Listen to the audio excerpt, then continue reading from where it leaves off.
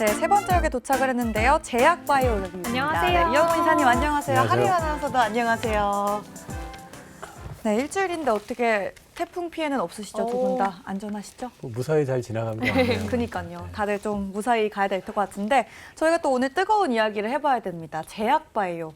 이쪽이 이제 비만 치료제 위고비라는 걸 시작으로 해서 갑자기 제약바이오 쪽이 또다시 좀 주목을 받는 모습이었거든요. 네. 일단은 제일 뜨거운 게 위고비 이야기이기 때문에 좀 임상 데이터가 어떻게 나왔는지 여쭤보겠습니다. 일단 비만 치료 관련해가지고는 이제 경구형 먹는 걸로 네. 지금은 이제 이번에 그 삼상 그 UOD표가 나왔는데 그 50mg짜리를 이제 68주를 먹었을 경우에 체중이 약 15% 정도 감소. 그리고 이제 위약군, 그러니까 네. 비교군이죠. 네네. 그 약을 쓰지 않고 이제 물이든 다른 걸 쓴 사람들은 이제 2.4% 감소한 거. 그러니까 이제 효과가 확실히 있다라는 게 드러났고요. 그 다음에 이제 그 5% 이상 체중 감소율 치료군을 보면은 한 85% 정도는 5% 이상 체중 감소 효과가 나왔다. 그래서 위약 대비해 가지고 확실히 좋은 결과를 이제 보여준 게 있었고, 이게 아마 이제 연내 허가 신청 들어갈 거고요. 그렇게 되면은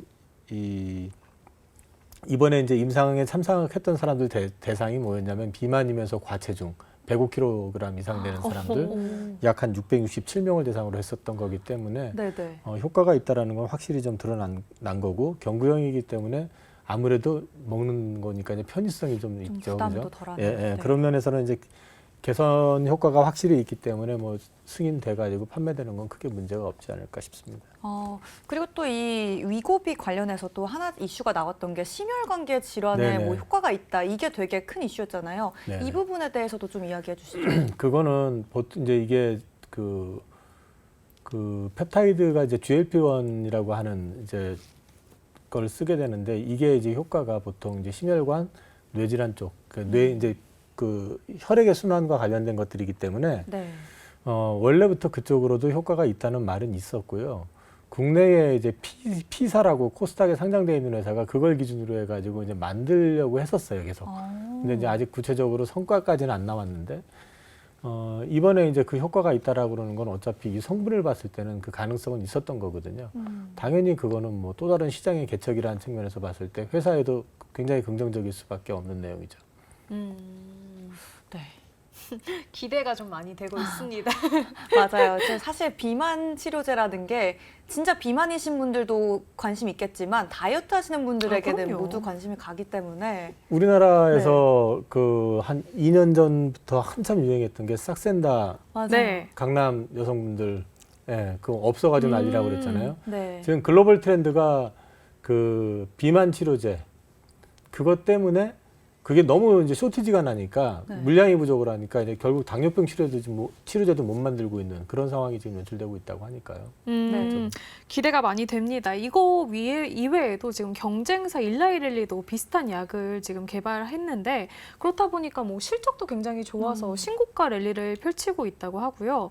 일라이릴리 같은 경우에는 어떻게 이렇게 신고가 행진을 보일 수 있는 건지도 좀 궁금하고 글로벌 빅파마 기업들이 지금 잘 나가고 있는데 앞으로도 계속 이런 흐름이 계속될지 그 부분도 좀 궁금합니다. 첫 번째 이제 먼저 말씀을 드리는 거는 앞서 말씀드렸지만 비만 치료제하고 당뇨병 치료제는 거의 같은 약 성분을 가지고 하거든요. 그러니까 네. 효과는 지금 비만 치료제용으로 개발한 게 사실 당뇨병과도 관련이 돼 있는 부분이기 때문에 이쪽에 대해서는 지금 앞서 말씀드린 것처럼 비만이 아니더라도 살을 빼고 싶은 사람들의 욕구 이런 것들 때문에 요즘 약이 쇼티지가 나가지고 물량이 부족해요. 지금. 맞아요. 네. 이런 상황이 연출되니까 물량이 부족하니까 당연히 비싸게 팔리겠고 네. 그만큼 많이 팔린다는 얘기니까 매출이 많아지고 이익이 높아진 거니까 그래서 이익이 이제 매출액이 일라이릴리 기준으로 했을 때 마운자로가 판매량이 엄청 크게 늘어나면서 작년 대비해서 매출만 28% 증가를 했거든요. 근데 이제 금액으로 환산을 해서 말씀을 드리면 매출이 2분기 기준으로 2분기가 83억 1천만 달러입니다.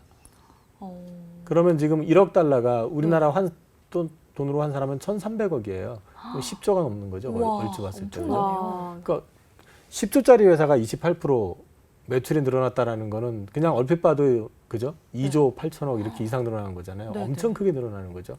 이익이 그렇게 좋아지는 거는 당연히 물량이 없을 정도로 잘 팔리고 있기 때문에 그런 거고.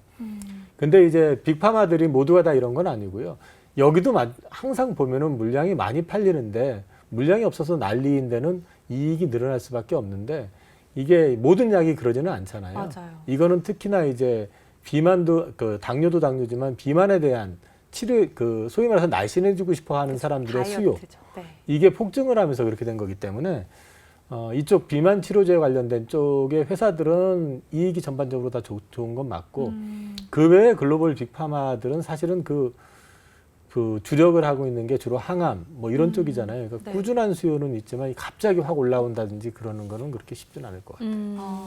어쨌든 지금 같은 경우에 비만 이 테마가 너무 관심을 끌기 때문에 이쪽이 오르지만 그 이외에 저희가 흔히 들어왔던 뭐 항암, 치매 이쪽은 아직은 좀 부진한 상황이라는 말씀이신 거죠? 보통 이제 획기적인 신약이 개발이 되고 네. 승인이 났을 경우에는 그게 이제 아니면 또 치료제가 없는 시장 그 시장을 갖다 뚫었을 경우에는 얘기가 다른데 네. 그렇지 않으면은 뭐 그게 갑자기 폭증할 가능성은 생각보다 많지 않잖아요. 네, 맞아요. 예전에 코로나 팬데믹 터지고 난리 났었을 때 코로나 백신 만드는 회사들 갑자기 실적 엄청 좋아져 가지고 비슷한 맥락이잖아요. 지금 네. 보면은 지금도 코로나가 다시 늘어나고 있다고 하는데 요즘은 코로나 우리나라에서도 수입해 놓은 거 지금 폐기하고 있다고 그러잖아요. 백신을 안 맞으려고 하니까. 네, 네. 그러니까 이제 이런 어떤 그 트렌드 있죠.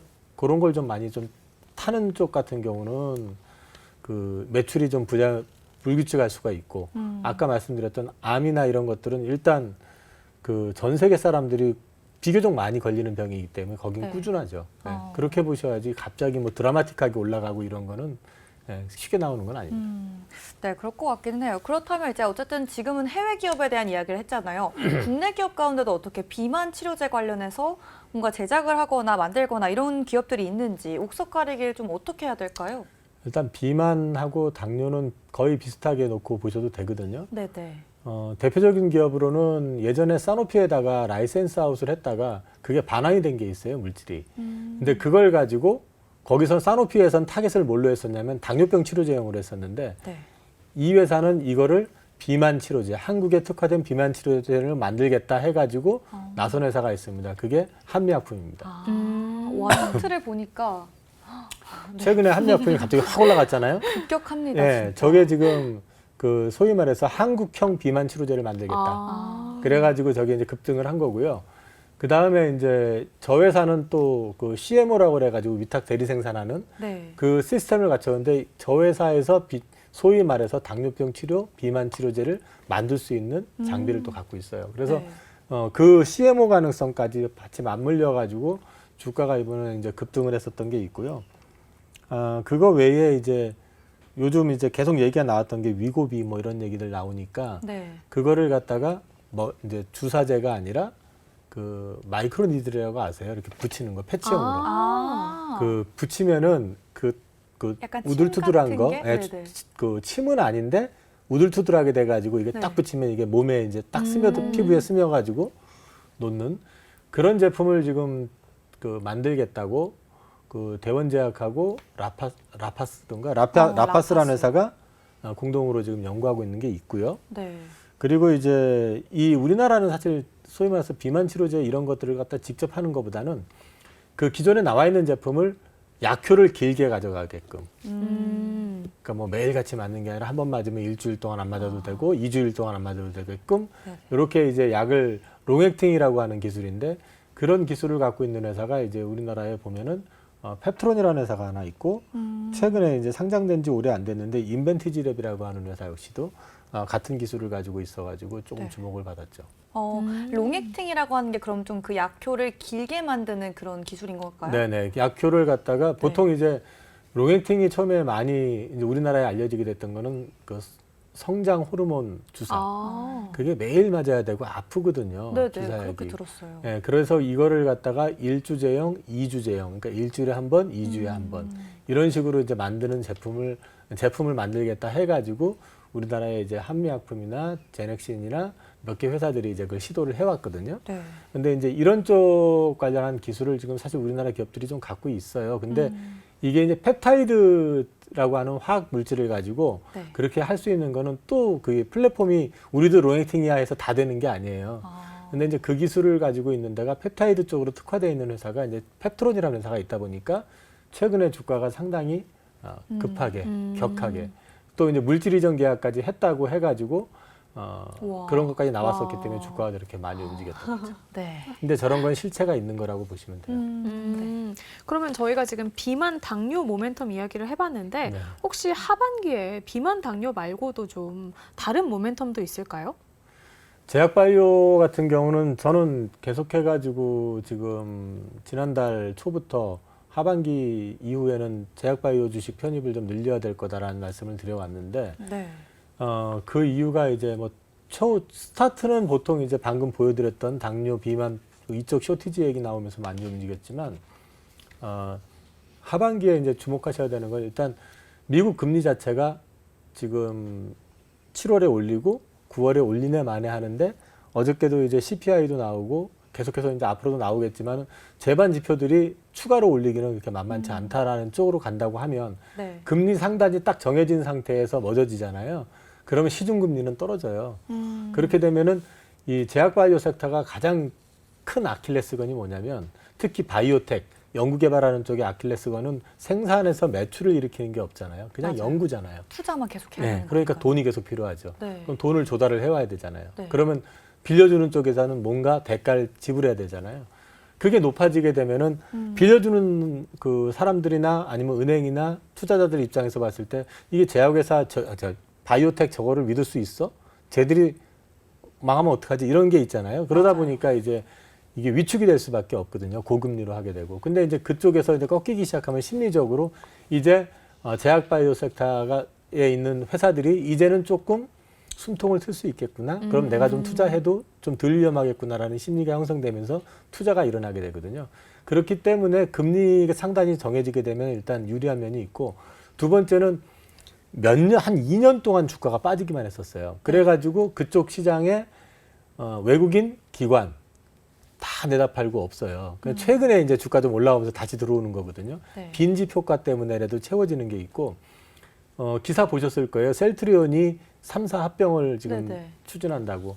근데 이게 되게 중요하다고 저는 보는 게 셀트리온 3사가 합병이 되게 되면은 일단 셀트리온 3사의 주가가 추가로 내려가는 것보다는 내려가는 건 막히고 자리를 지켜줄 가능성이 높거든요. 네. 거기다가 램시마 SC를 갖다가 지금 미국에서 신약으로 승인을 받으려고 하는데 이런 모멘텀이 좀 겹쳐져 주면은 셀트리온 주가가 조금 반향을 일으켜주면 더 좋고 그게 근데 셀트리온에 좋은 게 아니고요. 제약바이오 섹터한테 좋을 수밖에 없습니다. 왜냐하면 3사가 합병이 되면 셀트리온 헬스케어하고 셀트리온 제약은 코스닥에 있거든요. 네. 셀트리온은 거래소에 있고 네. 합병이 되면 거래소로 가가지고 붙을 거란 말이에요. 그럼 빈자리가 그럼 코스닥 쪽 시장에 네. 제약바이오 섹터에 큰 두 회사가 없어지게 되면 그렇죠. 그죠? 바이오 섹터가 확 줄어들었죠. 네. 그럼 이 확 줄어든 상태로 있을 가능성이 얼마나 되겠느냐는 거죠.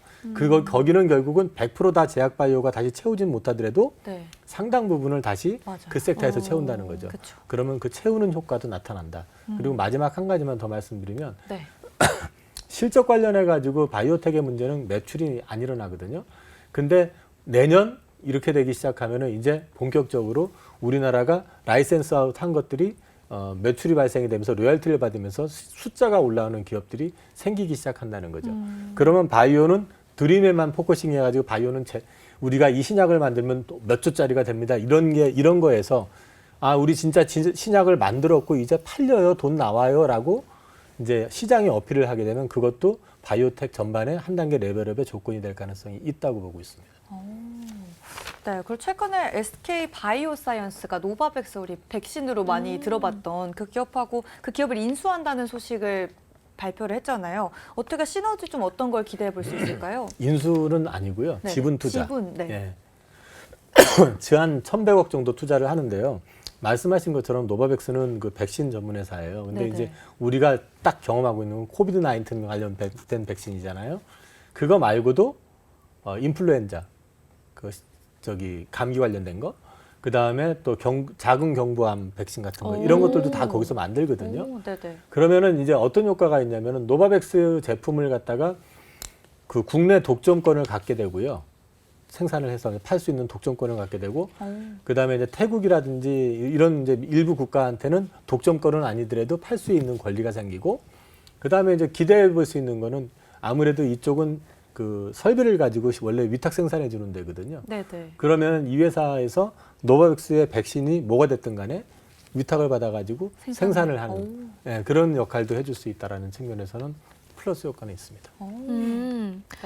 그 최근에 왜 그 미국 정부에서 암 사망률을 절반으로 줄인다라고 하는 캔서 문샷 프로젝트도 있고 그렇다 보니까 ADC라고 하더라고요. 이 항암제 신약 개발에 좀 바이오 기업들이 많이 뛰어들었다고 하는데 그러면 혹시 향후에 이 ADC 시장은 좀 전망을 어떻게 보고 계세요?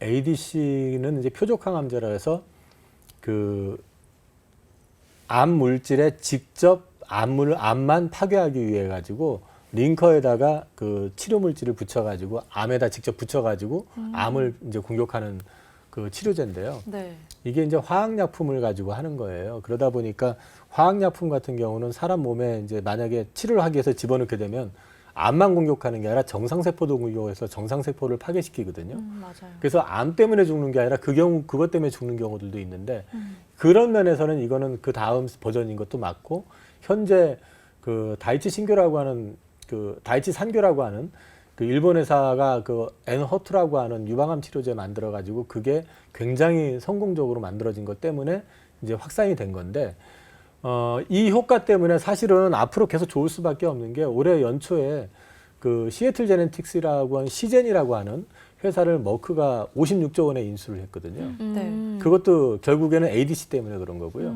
앞으로 우리나라에서도 그렇지만은 특히 외국 쪽에서는 ADC를 통해 가지고 이제 항암 치료제를 갖다 만드는 거는 계속해서 확대될 수밖에 없어요. 그래서 이쪽 시장은 앞으로도 계속해서 커질 수밖에 없다. 관련되어 있는 회사들이 우리나라에도 링커로 특화가 되어 있는 레고캠 바이오라는 회사도 있고요. 그다음에 이제 ADC 관련해 가지고 직접 그 링커를 붙여 가지고 암을 추적하게끔 하는 그 제품 그 물질을 이제 가지고 있는 회사들도 몇 개 있고 합니다. 네, 제약바이오에 대한 이야기 많이 나눠봤는데 사실 제약바이오 섹터는 정말 공부를 해야지만 투자를 할 수 있기 때문에 되게 어려운 것 같거든요. 또 제약바이오 쪽에서 되게 다양한 점수를 알고 계시니까 어떤 전략으로 섹터를 바라보는 게 좋을까요? 일단 너무 어려운 쪽을 보시지 마시고 흔한 질병. 그러니까 사람이라고 그러면 항상 리스크가 있는 거 있잖아요. 네. 비만, 당뇨 당연히 저도 요즘 배가 나와서 고민인데 이게 좀 방심하면 나오잖아요. 맞아요. 그리고 또 한 가지는 이제 뭐 암과 관련된 부분들은 뗄래야 뗄 수가 없는 인간의 가장 큰 적일 수도 있잖아요. 그러니까 네. 이런 쪽과 관련돼 가지고 연구 개발이 진행이 되고 있는 회사들을 한번 보실 필요가 있고 그 다음에 기왕이면 한 개의 신약을 개발하는 것보다는 어떤 특정 플랫폼을 갖고 있어 가지고 그 플랫폼을 이용을 하면 여러 개를 만들 수 있는 게 있잖아요. 예를 들어 가지고 어떤 특정 이중항체 플랫폼이다 하면은 그 이중항체 플랫폼을 이용을 해가지고 항암 물질을 갖다가 붙이게 되면은 뭐 유방암도 치료할 수 있고 뭐 이런 식으로 이제 네, 그런 식으로 해가지고 그 플랫폼을 갖고 있는 기업들이 있거든요. 그런 기업들에 대해서 한번 연구해 보시면 상대적으로 이런 플랫폼을 통해 가지고 라이센스 아웃도 많게 되고 그게 성공을 하게 될 경우에는 앞으로도 계속해 가지고 매출이 나올 수 있는 그런 가능성이 있으니까. 공부를 하신다면은 좀 가급적이면 그런 쪽을 한번 보시는 것도 괜찮을 것 같습니다. 그럼 좀 우리에게 진짜 친숙한 질병과 관련해서 그쪽으로 공부를 하면 확실히 투자에 도움이 될 것 같습니다. 네, 비만 치료제 신드롬이 불러온 제약바이오에 대한 이야기 이영우 이사님과 나눠봤고요. 저희는 먼저 퇴근해보고 우리 마지막 역은 하림 아나운서에게 맡기겠습니다. 네, 먼저 들어가세요. 네, 감사합니다. 수고하셨습니다. 다음 주에 뵙겠습니다. 이로운 경제 채널 EBC